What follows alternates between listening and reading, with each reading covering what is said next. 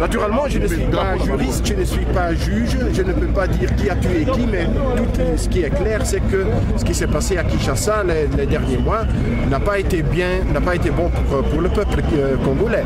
On n'a pas eu des élections qui sont transparentes. Voilà, on n'a pas eu des élections qu'on peut juger vraiment démocratiques, ça c'est sûr. Il y a eu beaucoup des éléments qui font de grands doutes sur les résultats. Alors tout ce qu'il faut, c'est connaître les vrais résultats des élections. On a vu aussi qu'il y a une certaine opinion qui a été opprimée, ça c'est vrai, ça c'est sûr. Les gens ne peuvent pas s'exprimer librement. Ce que j'ai constaté à Kinshasa, c'est qu'il faut beaucoup plus les possibilités pour la population de s'exprimer librement et de jouer la politique d'une façon honnête. Et bon, ce n'est pas à moi de dire comme journaliste comment il faut faire, ce n'est pas mon devoir. Mon devoir, c'est d'éclaircir les faits, montrer ce qui est la réalité sur le terrain. Dire que je ne veux pas être un héros ou un star ou n'importe, ce n'est pas mon devoir, ce n'est pas mon rôle. Je comprends tellement bien, évidemment, puisque je suis le pays depuis 22 ans, je comprends tellement bien qu'il y a une désespérance au sein du peuple congolais. Alors je comprends aussi que s'il y a des gens qui montrent leur support pour le peuple, que ça leur fait du bien. Et c'est quelque chose je suis ému par cette attitude. Mais ce n'est pas à moi de dire ce que le peuple doit faire. C'est à moi de relever les faits, la vérité. C'est ça mon rôle. Et je ne vais pas aller au-delà de mon rôle. Si les autres médias n'ont pas le courage de dire ce qu'ils voient sur le terrain, de dire ce qu'ils constatent dans les bureaux de vote, de dire ce qu'ils constatent dans les centres de compilation. S'il y a d'autres médias ou aussi des diplomates ou des politiciens, n'importe, ne jouent pas leur rôle, c'est leur problème. Moi, j'essaie de jouer mon rôle en tant que journaliste, en tant qu'observateur journalistique, d'une façon la plus honnête possible. C'est tout ce que je fais et quant à moi, je ne fais pas plus que mon devoir. Moi, en tant que journaliste, je ne veux pas donner des messages aux politiciens. Je veux seulement dire, en tant que journaliste, que si on veut créer une démocratie, il y a des règles à respecter par tout le monde. Et ce sont des règles qui comptent aussi pour tout le monde. Ça compte aussi bien pour la majorité, pour l'opposition, etc. Les règles, c'est qu'il faut respecter les résultats des élections. C'est-à-dire, il y a les médias nationaux congolais. Nous savons tous que les médias nationaux congolais sont sous pression de certains groupes, même de tous les côtés. Mais les groupes qui ont le pouvoir sont les plus forts à contrôler les médias nationaux. C'est ça ce qui s'est passé. On a constaté, ce n'est pas un secret, tout le monde sait qui connaît la réalité, que par exemple à la RTNC, le président sortant, Kabila, a eu accès beaucoup plus à la RTNC que l'opposition. Ça, pour commencer, c'est déjà pas un rôle normal, un rôle honnête. Nous savons aussi qu'au Congo, les médias écrits sont sous pression de la situation socio-économique. C'est-à-dire, ceux qui payent peuvent avoir accès aux médias. Ce n'est pas le rôle des médias.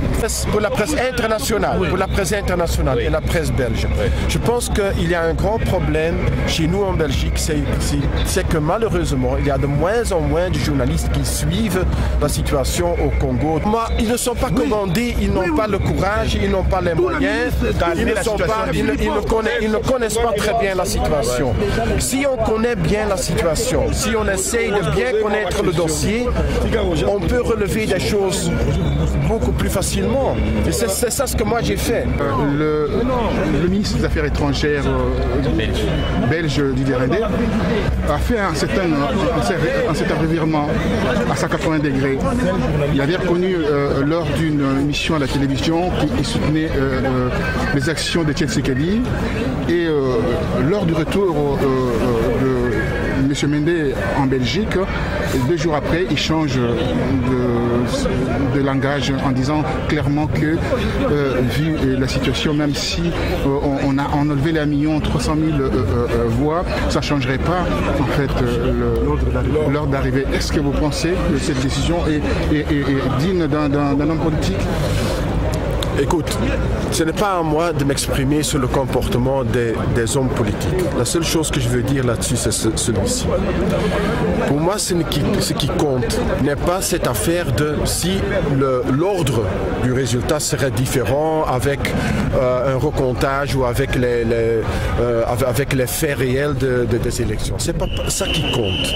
Parce que ça, c'est de la spéculation. Comment on peut savoir que cet ordre ne pourrait pas changer si on ne connaît pas les faits et les vrais chiffres? Alors, pour moi, c'est très clair. Où on a la démocratie, où on n'en a pas. Si on a la démocratie, il faut respecter les règles de la démocratie. Les règles de la démocratie, c'est que chaque vote compte. Chaque vote, même un. Alors, ça veut dire que si on ne respecte pas chaque vote, on ne respecte pas la volonté du peuple congolais pour faire tous ces efforts, pour aller voter. C'est peut-être ça qui m'a touché le plus.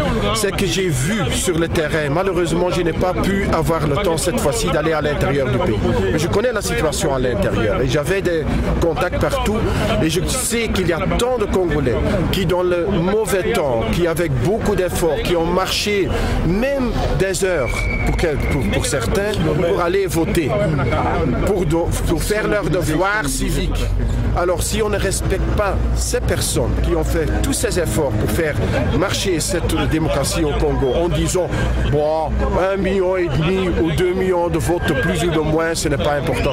Pour moi, c'est un dénigrement de la population congolaise. Et c'est ça qui compte à moi, n'est pas une attitude responsable ou respectueuse vis-à-vis le peuple. Alors ma dernière question, l'IDPS préconise le recomptage de voix. Est-ce que vous croyez que ces principes-là ont lieu d'être aujourd'hui, vu la situation, la caporalisation du pouvoir en RDC? Moi, je pense que pour des raisons logistiques, un vrai recomptage des votes n'est plus possible, pour la simple raison qu'il y a trop de bulletins qui sont perdus. J'ai vu de mes propres yeux la situation dans le centre de compilation à Kinshasa, et je connais la situation dans d'autres centres, ça ce n'est pas réel. Ce qui est réel, quant à moi, c'est de retrouver tous les procès-verbaux originaux de chaque bureau de vote. Par exemple, l'Église a eu environ 30 000 observateurs sur le terrain. Il y a aussi beaucoup de partis politiques qui disposent de ces procès-verbaux originaux parce qu'il y en avait, je ne sais plus exactement, je pense 5 exemplaires, et il y a des observateurs qui ont des copies du moment même. Et ça, compte à moi, ça pourrait être déjà... oui, ça fait 64 000 feuilles, pas plus, pas moins. C'est beaucoup, je reconnais, c'est beaucoup. Et ça devrait être, ça serait un grand travail. Mais ce travail, compte à moi, devrait être faisable. Et ça serait la seule possibilité pour retrouver les vrais réels. Merci beaucoup.